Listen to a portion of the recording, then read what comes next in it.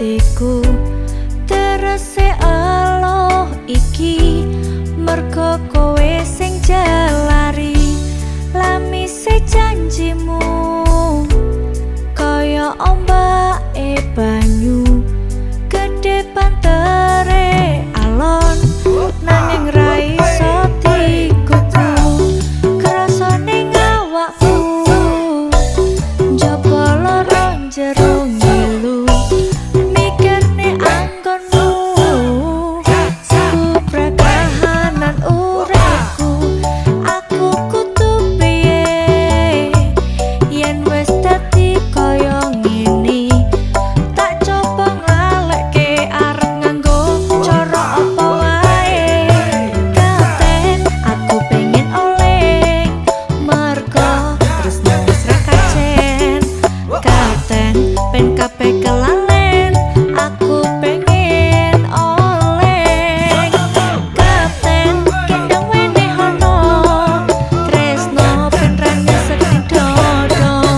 tombo toko loro lunga senajan mung sedelo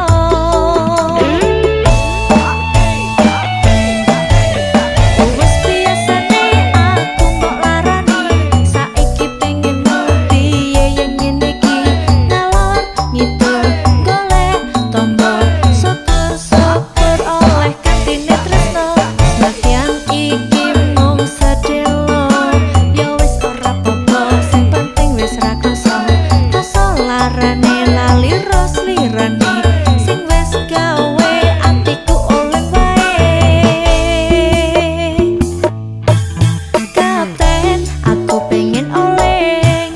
mergo tresno wis ra kacen kapten ben kabeh kelalen aku pengen oleng kapten kendang wenehono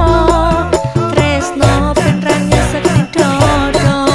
tombo toko loro lunga senajan mung sedelo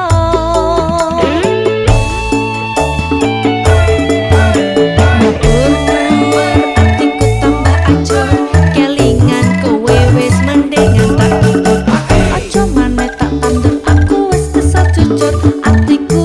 iki mung mbok ulur-ulur saiki kowe pancen wis bali lah rasakno mengko yen aku wis lunga sapa sing bakal ngempet lara disia-sia kowe mesti oleh piwales tresno tak akoni larane tembus ning ati sekarang telah hilang semenjak kaptenku datang